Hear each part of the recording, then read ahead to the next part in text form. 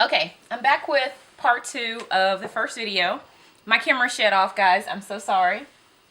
Okay, so the next 2 books that I have that I purchased are very important to me. This one is Warriors Don't Cry by Melba, I'm sorry. I almost called her Matilda. Melba Patilia Bills.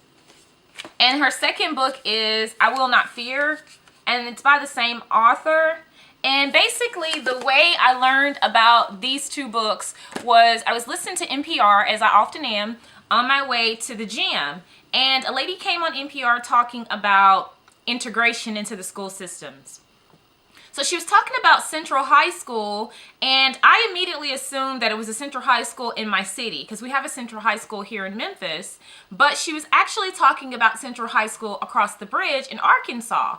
So the background of her story was very interesting. She was one of the students to integrate Central High School in Arkansas, and she talks about her experiences in I Will Not Fear, and also in Warriors Don't Cry.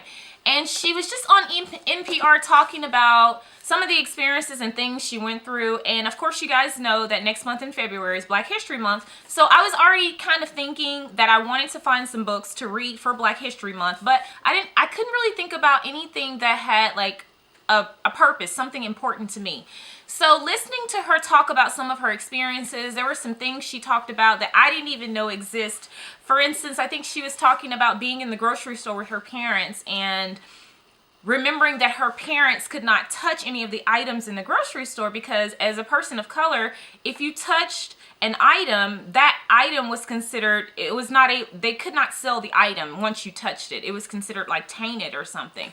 And I thought that was really interesting, and it just kind of brought light to me that there's so many things that, even though I'm African American, even though I listen to stories of my grandparents and my mom and people around me, and I kind of try to learn my history through my family, there are some things that I still don't know about that I think would be very interested in learning. Very interesting to learn. So I decided for Black History Month to use these 2 books and do book reviews on these books. And that kind of sparked my interest in just civil rights and segregation and just all of those different things, and just got me thinking about the people who came before me who actually had to suffer and sacrifice for me to have the opportunities that I have today.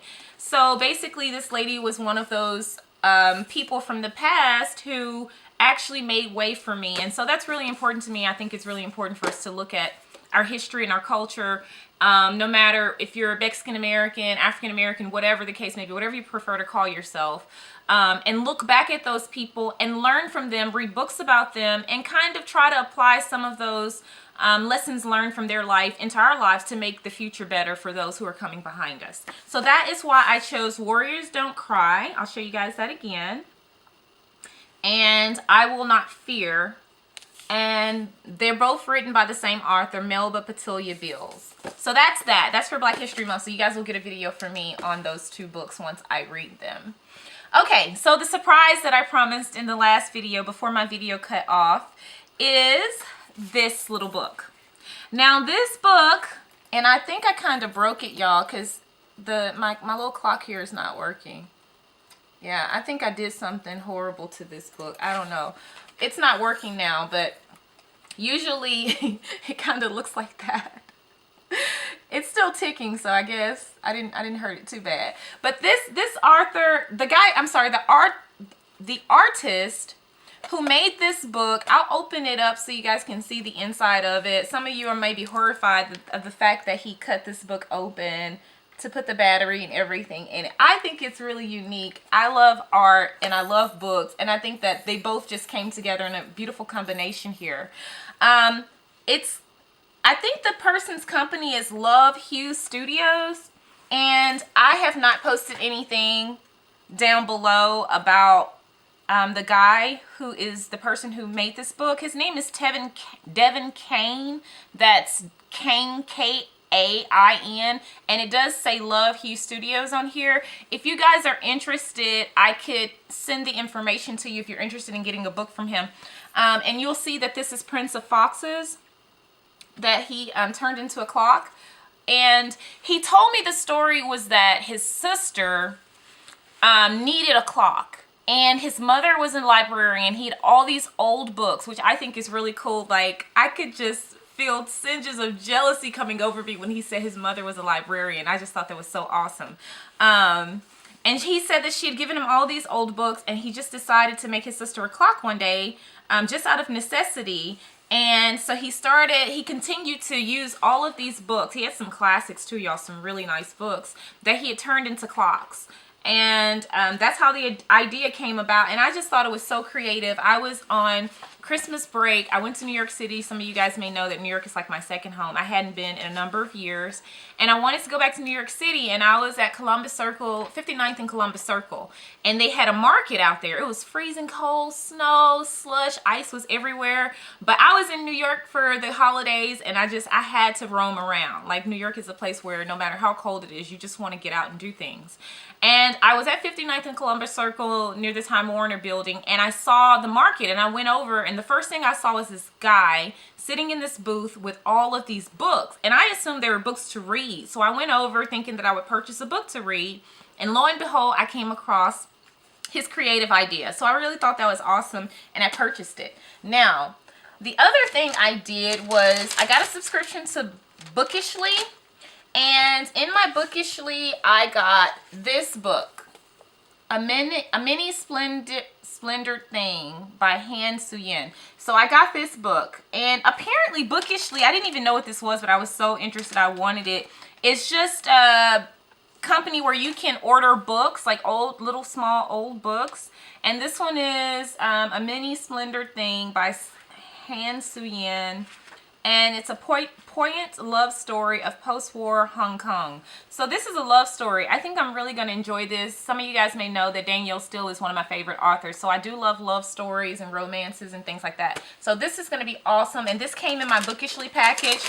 It comes in this packaging like this, y'all. And I opened it up already, of course, because my video was already recording. And the book came wrapped in this. And I tore it to pieces and got the book out. So to kind of show you guys that is what it came in. I'm sorry that it's all messed up, but my video messed up. Also inside, I got some cards. They're empty on the inside, so I could kind of like put a little touch of a personal narrative in there for somebody. And it says, why is a raven like a writing desk? I have no idea. Maybe you guys can answer that question.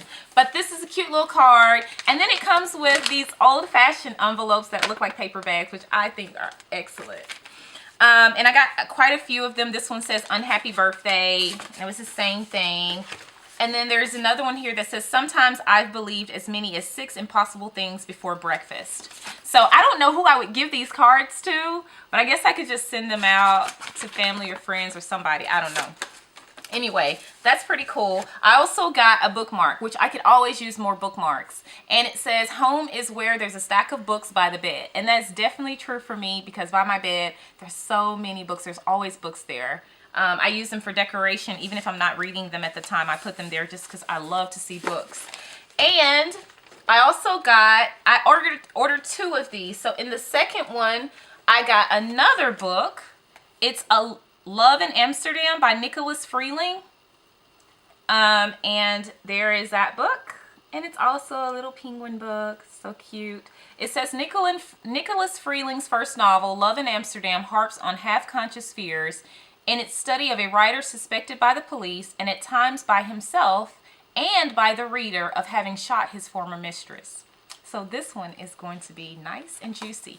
And on the, on the inside of the book, you have what appears to be somebody's name and a date. It says August 29th, 1968. So there's a little personal touch inside of the book. It's like this book was previously owned. I don't know the history behind Bookishly. I just thought it was a good idea. I think I saw this on one of the other YouTubers' channel, and I just wanted to order it because I like the idea of coming home and having a gift sitting on my porch, and I open it up and it's none other than a nice book.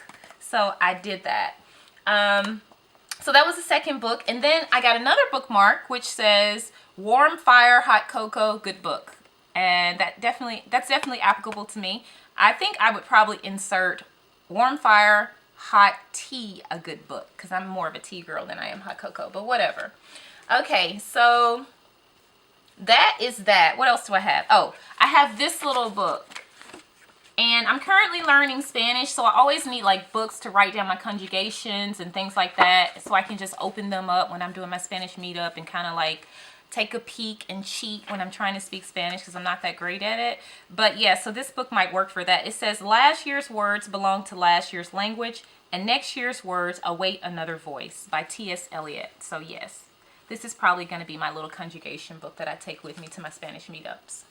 So that is it for this video, guys. I'm so sorry that my video cut off. I'm looking forward to the month of February, where it's Black History Month, and I will talk all things Black history during that month, and I'll talk about the 2 books by Miss Beals that I plan to read, and I will update you guys on how those books were. I look forward to seeing you guys on the next video, and thank you for watching. Subscribe and like. Bye.